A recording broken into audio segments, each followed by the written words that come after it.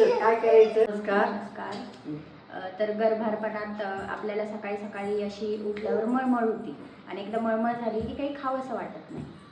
तर आई असं का बरं होत असेल? कारण एकदा जर मळमळ झाली तर मग परत जेवण जात नाही आणि दिवसभर त्रास होतो. कारण कसे आहे, गर्भपणाची लक्षणं असतात. आमच्या वेळेस बी तसंच व्हायचं.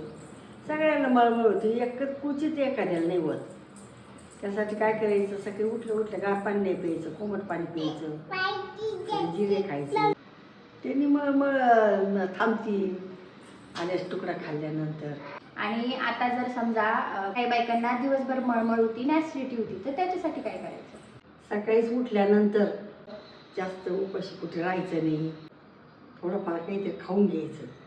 खाल्ल्यानंतर काय करायचं? दिवसभर 2-2 तासांनी थोडं खात चालायचं, ॲसिडिटी होत नाही. आणि मसाल्याचं टाळायचं थोडंसं. तुम्ही याच्यासाठी नारळ पाणी सुद्धा पिऊ शकता हां. आणि भरपूर अशी फळं खाऊ शकता. म्हणजे तुम्हाला जो मळमळीचा त्रास होणार तो होणार नाही बिलकुल पण.